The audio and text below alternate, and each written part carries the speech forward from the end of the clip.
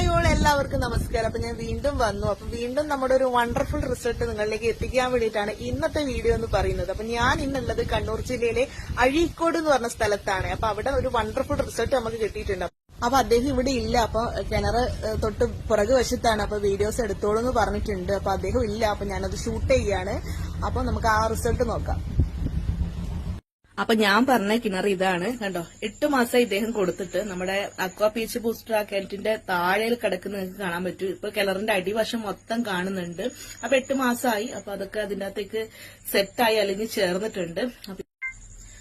അപ്പൊ ആദ്യം കുറച്ച് കലക്കൊക്കെ ഉണ്ടായിരുന്നു. കിണറ്റിന്റെ അടിവശമൊന്നും കണ്ടിരുന്നില്ല. ഇപ്പൊ കിണറിന്റെ അടിഭാഗമൊക്കെ കൃത്യമായിട്ട് നമുക്ക് കാണാൻ പറ്റുന്നുണ്ട്.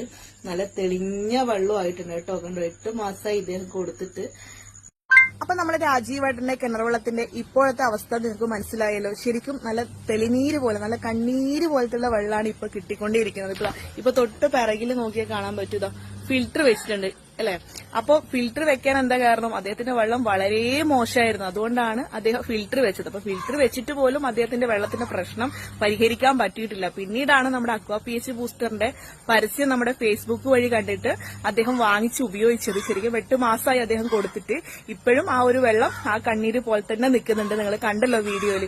ശരിക്കും അദ്ദേഹം ഇന്ന് ഇവിടെ ഇല്ല. ഞാൻ എത്താൻ ലേറ്റ് ആയിട്ടുണ്ടായിരുന്നു. അപ്പൊ എന്തായാലും വണ്ടർഫുൾ റിസൾട്ടാണ് നമ്മുടെ അക്വാ പീച്ച് ബൂസ്റ്റർ കൊടുത്ത എല്ലാവരുടെ അടുത്തുനിന്നും നമുക്ക് കിട്ടിക്കൊണ്ടിരിക്കുന്നത്. കസ്റ്റമർ ഹാപ്പിയാണ്. അപ്പൊ നിങ്ങൾക്കും വാങ്ങി ഉപയോഗിക്കാം. മറ്റൊരു വീഡിയോയുമായി വരുന്നതായിരിക്കും. ബൈ.